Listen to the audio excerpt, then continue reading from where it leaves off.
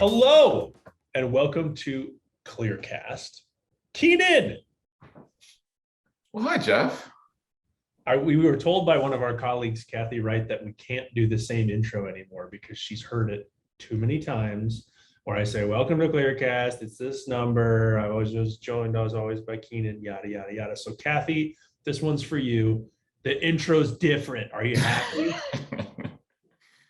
I don't know that it might throw off the whole podcast, though. I mean, that whole sense of rhythm that we established at the beginning, like this could be a wild ride, people.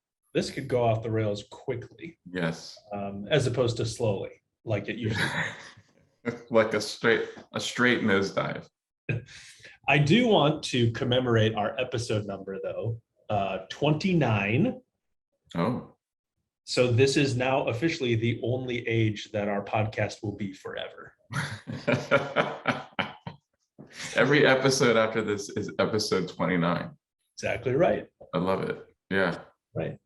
So, Kenon, let's talk about what we're going to be digging into today. Later on in the episode, we're going to be joined by Jenna Louie, who is Director of Strategy and Operations for a cool group called Ivory Innovations.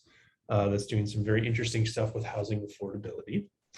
But before we have Jenna come on, we're going to talk about little tiny houses. I love this. Tiny homes. Tiny homes. So, news story the pod. This is from Next Mortgage, friends of the pod. Actually been on the pod before. They have. They're regulars. They're reggies. Tiny homes will see their market share grow in a big way between now and 2026. The market share of tiny homes is expected to increase by $3.5 billion over the next 5 years. And that's some pretty big growth. 59% of that growth worldwide is expected to originate in North America. So tiny homes. Kenon, what is a tiny home and why is this important? I don't know how to define what a tiny home is. I mean, it's a super small home. No, these are the things that you see, where they're somewhat, mobile sometimes, they can come in on a trailer and really, set up shop, so to speak, in a lot of different, places. But typically we're talking about, 200 and something square feet, really designed for, to 300 square feet. I don't know. That's what I've seen. And then they have, super cool like loft areas and just they make use of the space in really, really amazing ways. But they also provide, some options when it comes to, where you live, and especially for people that love being in outdoor environments and stuff like that, super cool. But also they can sit on existing lots and existing parcels in the same way that like an ADU or something would, but they can be constructed off-site and then brought onto the property. So they can be used in a lot of different use cases in a lot of different situations. So why is this important to the housing market? I mean, man, there's plenty of small houses all over the world. Why is this an innovation? I love this. I love this story because obviously housing affordability is a huge issue right now. Just this week, the stats came out that that housing affordability is at a 15-year low right now. So homes. Is that bad? That's bad. So 2006 was the last year that homes were this unaffordable, right? So we've continued to see home prices increase. We also have mortgage rates increase. So the affordability is an issue, and why not tiny homes? Because they're in the average price range, according to the article, of 10 to 30,000, designed on customer requirements. That feels really low, but anything under $100,000 for a custom designed place to live, why not as another option for people in different phases of life. And with the remote work, I hadn't thought about, like remote as in take your house wherever you want to go remote, but seems kind of cool. So for you, I know you have a very large and extensive collection of cashmere suits and velvet clothes. This would be difficult for you to make this transition, but for people who don't have, a lot of velvet tracksuits that they need to store all the time, this would be a viable option, is what you're saying. Well, is it possible to build a tiny closet home that you could attach to the tiny home just for the velvet suits, and then that would kind of follow it around? It'd be like, where are we going? You want to wear me? And then we just attach it to the back. They are flexible, like you said. So maybe a tiny closet is viable. Yeah. Yeah. Okay. Well, interesting story and a relevant topic given our discussion later with Jenna from Ivory Innovations and the work that they're doing with housing affordability. So before we bring Jenna on, we also have a stat of the pod. Stat O the pod. Oh, the pod. Mm-hmm. Are you ready for this one? I am. I feel like I need to sing a really good sort of Irish anthem right now, like a really good like bar song where we can all sing together and go after it. We'll have to work on that. Whiskey in the Jarro by covered by Thin Lizzy would be a good choice. So Stat O the pod is from Housing Wire. And Housing Wire did the article, but they're referencing a CoreLogic report. CoreLogic does these great reports on home equity. First quarter of 2022 saw homeowners having their home equity grow by more than 32%. Wowie wow. That's a lot. 32% growth in home equity between Q1 2021 and Q1 2022. Wow. That's insane. That's nuts. Everyone's talking about obviously home equity right now. Home equity, a number of lenders are spinning up home equity programs and products. There's a ton of investment right now on the prop tech and fintech sort of startup front when it comes to home equity investment offerings, alternatives to traditional home equity loans. And this just continues to gain momentum. And, obviously there's a ton of equity that is available for people to tap into. And I think it's interesting too that that with the fears around, potential recession and weakness in the economy, I think people want that safety net to know that they can access their wealth that's in their home, when they need to. And then there's the other factor, which is, people are staying in their homes longer, right? There's not as much homes on the market from an inventory standpoint. And so there's a lot more effort going into improving, the place that you live and using your 32% gain in home equity to do that. This isn't going to go away anytime soon. We're going to keep hearing about this through the rest of the year for sure.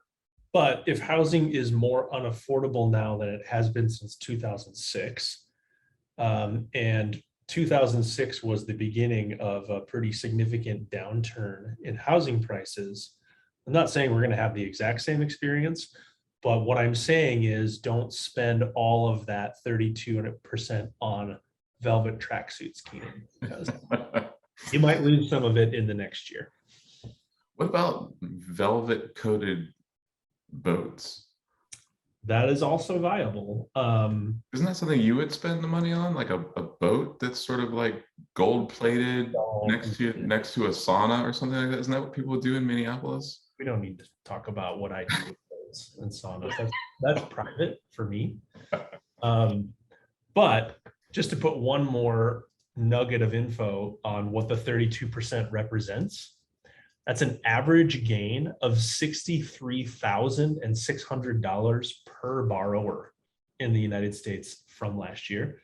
That's a lot of velvet tracksuits, Kenan, Wow. Or a Mercedes Benz. or a Mercedes Benz.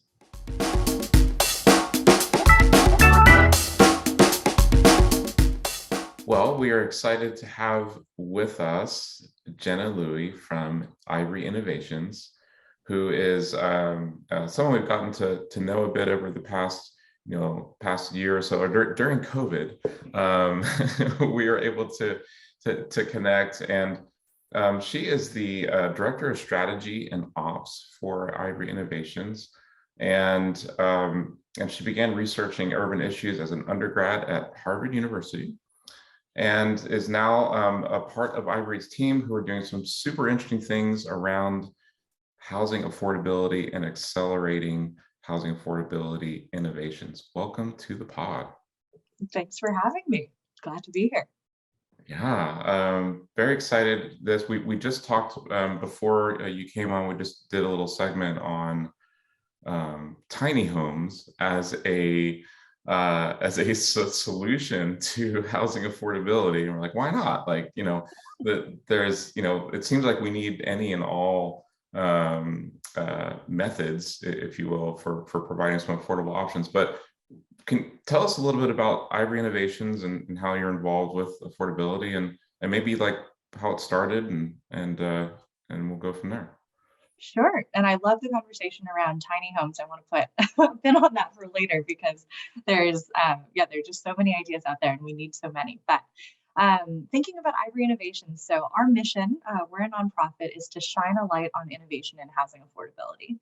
And when we say housing affordability, we really do mean that as housing affordability. So not capital A affordable housing, like income subsidized units. Those definitely have a place in solutions, but really thinking a little bit more broadly, what does it mean to work on issues that are affecting the cost of housing across the country? And so in order to do that, we're talking with entrepreneurs, we're working with students. We try to bring together key stakeholders, so policymakers, real estate developers, funders, anyone who's thinking about this space. And we generally look at innovations across three categories. So construction and design, right? So supply, finance, right? How do you get people into housing once you've built it, right? Can they afford it? Are they renting? Are they homeowners? And then policy, right? So how do we think more broadly about the change that we can see in order to affect the other two categories, whether it's how do you make it easier to build homes? Does it have to do with zoning? Or how do you finance it, right? The GSEs are a huge player in this space. And so what can we do to make it easier either on a local or a federal level? So that's a little bit about us. I can talk more about how we got started. And so we got started back in 2018. Originally, actually, the founder and kind of the spearhead behind our organization is Clark Ivory. So he's the CEO of Ivory Homes. It's Utah's largest home builder and top 50 in the country. And actually, he was a Federal Reserve director. I'm going to go a little bit down the history path. He was a director of the Federal Reserve back in 2006 with Janet Yellen. And as a home builder, he was looking at the market forces and seeing, hey, these are just really out of whack, right? There are some misaligned fundamentals here. And so worked to sound the alarm with the Federal Reserve. He was authoring a white paper with Janet Yellen, if I remember right.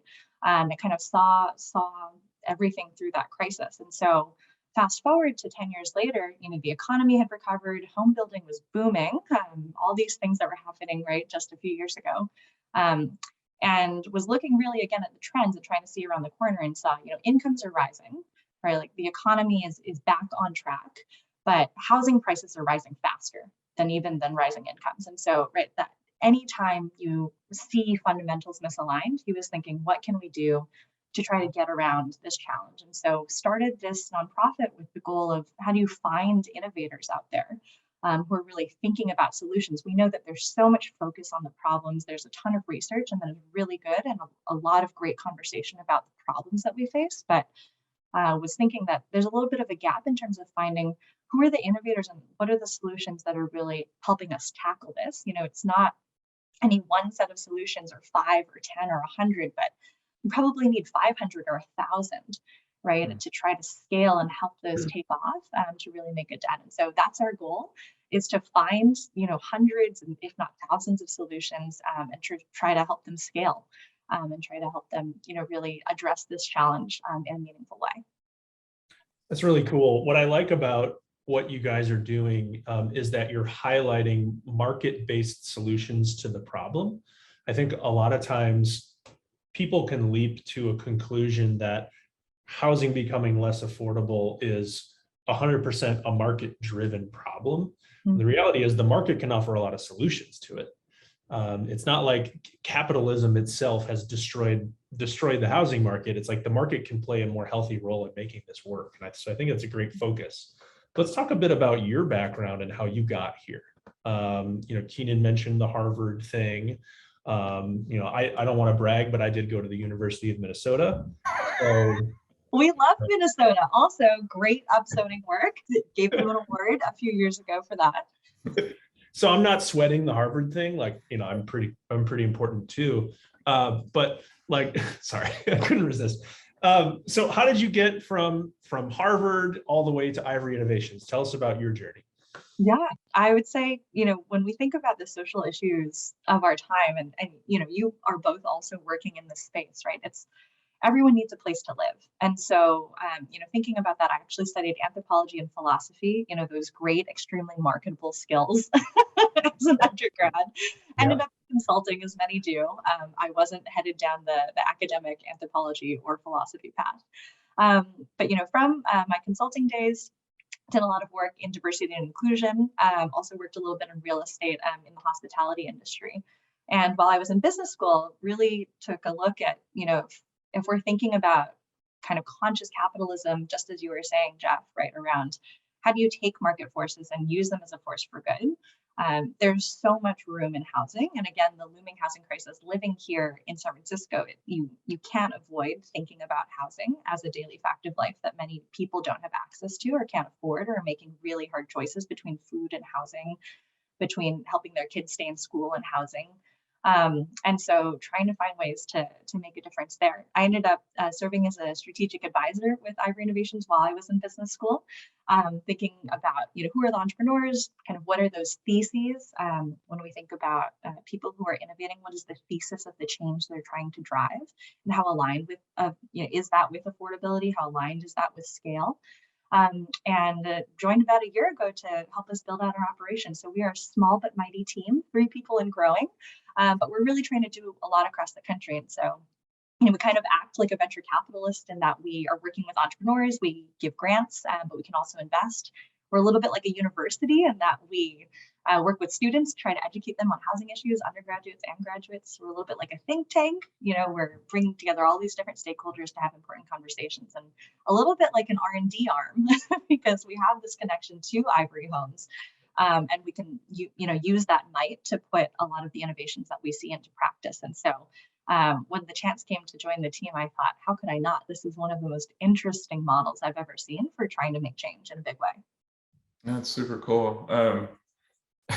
I don't think there's an app for finding affordable housing solutions or some sort of virtual Rolodex. So how do you go about gathering the data that you need to understand who's doing what, and how do you discover what's out there, and then how do you do any work to try to understand with data what the impact might be of any particular solution and what it's solving? Yeah, such a good question. It's funny that you mentioned this Rolodex of housing affordability solutions. We're actually working on exactly that. And so we should be launching it later this year.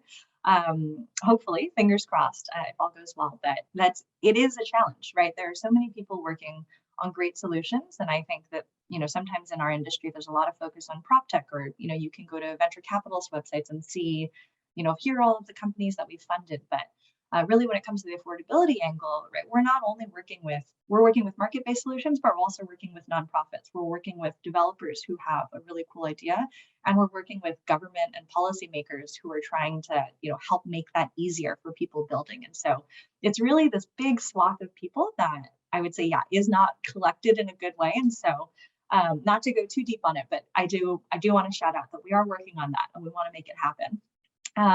In terms of what we think about in terms and how we find organizations.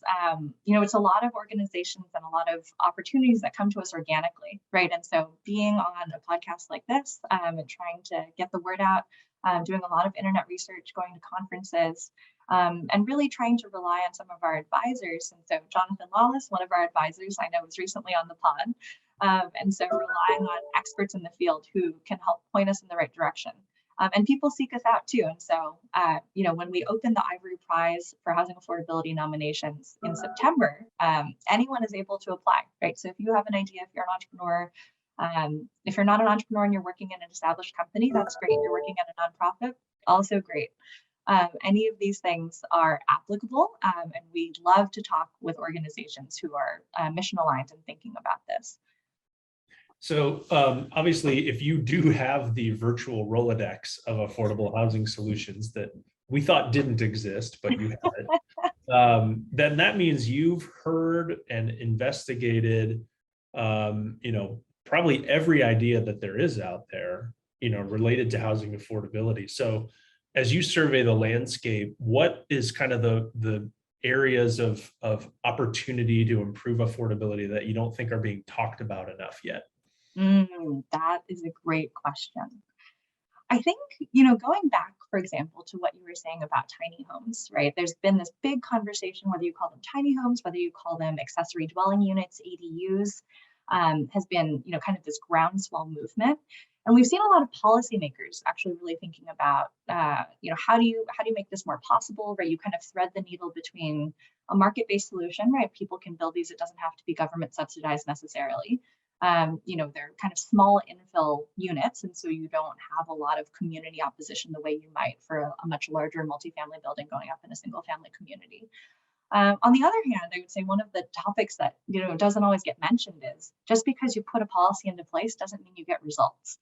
And so to find the companies or the organizations that are working off the back of policy change to really put that into action, I think that's one area that we would love to be talking about more.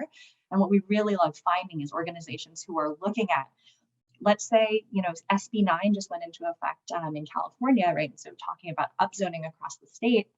But the average homeowner is not a real estate developer, and nor should we expect as a state that they will become one. And so there are a couple of organizations that we've looked at that are trying to help homeowners take advantage of that. And what we're really interested in, right, is there are many who are doing that in let's say, communities that have resources and privilege. How do you find organizations that are focused on the affordability angle there even more deeply? So not just bringing new supply on, but how do you help homeowners who are in historically disadvantaged communities or do not have those family resources to pay, to build an ADU out of pocket? How do you help them with a market-based solution enjoy the fruits and enjoy the benefits of a policy that's gone into effect in order to help build wealth? So that's one, that we're really excited about. I would say in construction and design, there's a real connection between environmental sustainability and affordability that we think has to be explored further.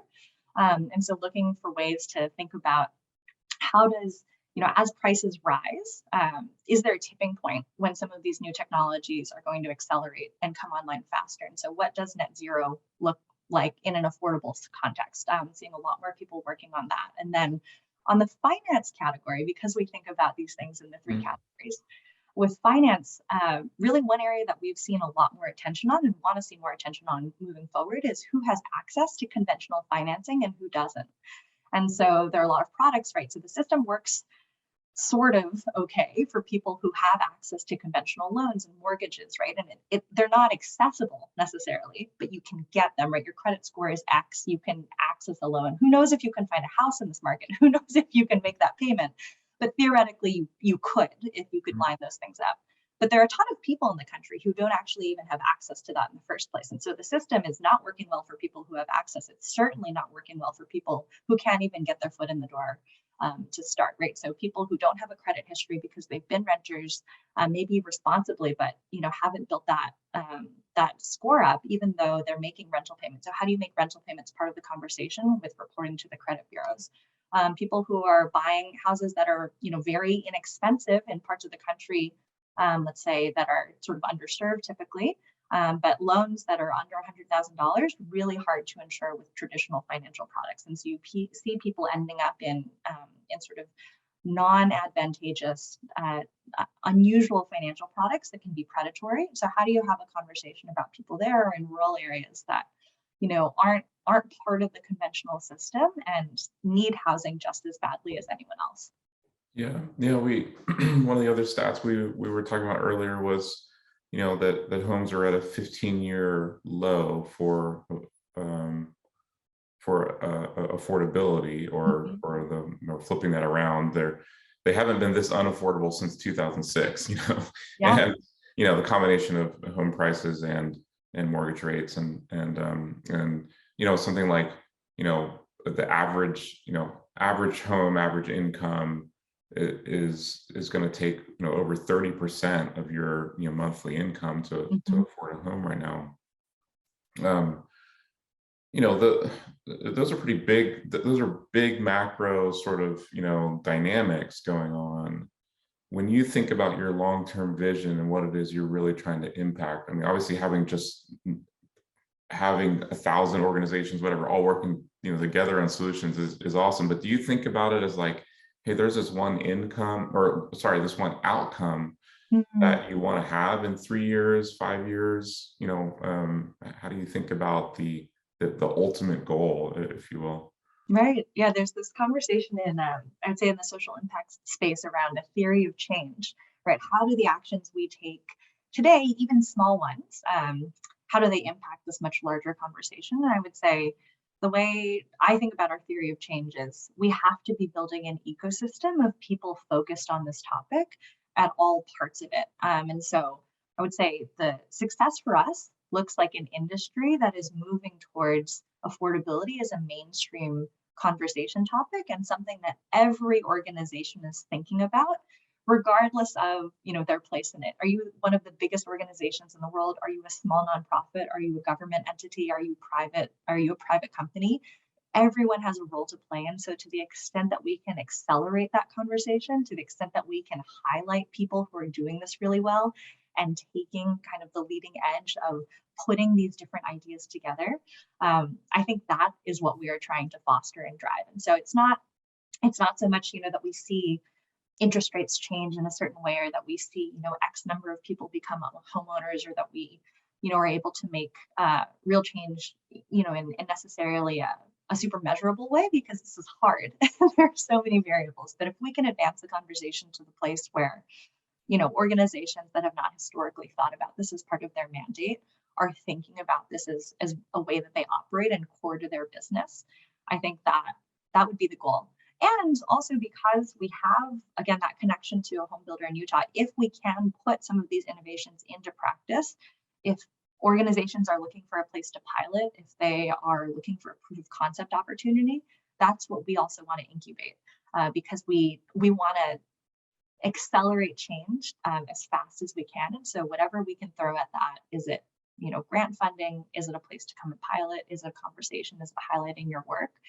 That's really our kind of the action steps that we take in order to accelerate the conversation long term. Yeah. And one of the really cool and most exciting ways that you guys advance these solutions and promote these new solutions is the Ivory Awards. And so let's spend time at the end here. Would love to hear from you before we close out. What are the Ivory Awards? How does it work? Who are the 2022 winners? Just give us the full download. Yeah. So every year we run a process called the Ivory Prize for Housing Affordability. And we are talking to hundreds of organizations, again, entrepreneurs, innovators, solution makers, change makers, from across the spectrum. So, small organizations, big organizations, private, nonprofit, you name it. And we're talking to those groups, trying to get a sense for, right, what is your thesis? What is the theory of change that you have? What is your focus on affordability, and how implicit is that to your mission? And then nominating and highlighting a group of 25 finalists. We then take that down to 10 finalists and ultimately announce 3 winners, one in each of those categories: finance, construction and design, and policy and regulatory reform. And so this past year was actually really exciting because we had some unusual winners, I would say. So One of them, maybe a little bit more traditional, is VBC, volumetric building companies. They're one of the biggest modular builders in the country. And from a thesis perspective, we really think about offsite construction as something that has the potential to change housing costs, right? So if you can build these units that much more efficiently, get them on site that much more quickly, right, you're cutting costs at almost every part of the cost chain. And so looking at a company that's been able to do that and has scaled and grown organically very efficiently is exciting. And so they are based in Philadelphia. I'm really excited to highlight them. From the policy and regulatory reform side, actually, our winner this year is an organization called Build Up. And they're really unusual. They're a little school based in Alabama, in Birmingham, Alabama. And they're working on the labor shortage, right? So many people, I'm sure, who are listening to this have heard about the labor shortage in construction and in the trades. And so their goal is actually to build a pretty holistic model that could be replicated across the country when it comes to communities where, you know, there has maybe been historic underinvestment. And so you have a lot of kids who are maybe going through a school system that honestly is not setting them up for success. And so how can you take kids from communities where, you know, there is poverty or there are homes that have been underinvested in, there is blight, and put them into an education opportunity where they're learning, you know, true trade skills, right? Can they be a plumber? Can they be an HVAC technician? You know, do you want to go into being a framer? They are learning those skills and apprenticing as they go through school. They're also getting, you know, a great high school education. And as they go, they are rebuilding homes in their own community. And at the end of it, because of that, they actually have the opportunity with their families to move into one of these homes that they've worked on. Wow. And so we haven't seen an organization that's really built out a model that is so holistic, that is taking all of these different pieces, right? You have community investment, you have an education system, you have kids that are, you know, getting the opportunity to, you know, move up and have these great jobs. You know, you can make a lot of money. Like people don't talk about it. Here I am as an anthropology major. You can make a lot of money as a plumber. You know, let's just let's just say that. And so, you know, things that maybe a traditional education system is not letting people be aware of. You know, there's huge opportunity here. And so that's our winner in the policy front, just because of how it ties into the education system. And really cool, right? So hopefully you're hearing kind of the innovation, the affordability, the scalability pieces there. Yeah. Our last winner in finance is one called Black Star Stability. So this is quite interesting. It's a little bit of a complicated model, but they're a debt fund. And talking about, I know with Kenon, those places in the country that have been underinvested, where you have people who don't have traditional access to conventional finance products. There are a lot of people who have taken out what's called a contract for deed. And so these are what I would refer to as somewhat predatory financial products. They became very popular after the Great Recession. And it's people who couldn't get a financial conventional loan. So typically houses that are, you know, $50,000, $70,000. You know, people with not great credit scores, but wanting to be homeowners. And so a contract for deed is basically you're signing what looks like a mortgage, but you don't own it. So you're making what you think of are mortgage payments every month, and you are responsible for the repairs on the home. But at any point, the lender can terminate that loan and say goodbye to you because they are actually holding the deed. So it's a contract to one day own the deed, but it's a really, really painful process for many of the families who get into this, you know, who don't have great coaching, who don't have great financial support, think that they're getting a home, think they're signing a regular mortgage, but they're not. And so Blackstar has looked at this process, has looked at this market. There are thousands of these mortgage-like products out there in the US. And they're saying, look, this is horrible. Like, what can we do to turn this around? And so they have a really great process of many of these loan products, these contracts for deed are actually kind of under some regulatory scrutiny because of how predatory they can be. And so many of the holders of these portfolios are looking to offload them. So Blackstar is trying to buy these for, you know, much under par value. They're restructuring them into conventional mortgages, working with the GSEs to make sure that that's possible, and then reselling those mortgages, now conventional, now performing, off to the secondary market. And so you've got a fund that is looking at a problem that is not discussed often enough in the country. Yeah. They've got a great scalable way to deploy capital to this, turn it around and then sell it off and then reuse that capital to continue doing it. So we're really excited about what they're doing because it again hits all of those different pieces. You're taking an innovative solution to an under-discussed problem in a very scalable way. And we love to hear about organizations doing this kind of work. We're excited to celebrate these 3 winners, but we run this prize process every year. And if anyone who's listening to this knows an organization that might be a good fit, wants to talk about innovation and housing affordability, you can reach out to me. I'm Jenna at ivoryinnovations.org. You can go to our website. We're here for this. Our whole goal is to advance this conversation and highlight groups like this that we really think are shining a light on the space. Wow. Well, that is absolutely amazing. I learned new things here today, and your mission is awesome. So we're super glad to have you on the podcast to be able to share more about the story, and wish you the best in fulfilling your mission as quickly as possible. So thanks so much, Jenna, for being on. Thank you for having me. Great to see you both. All right.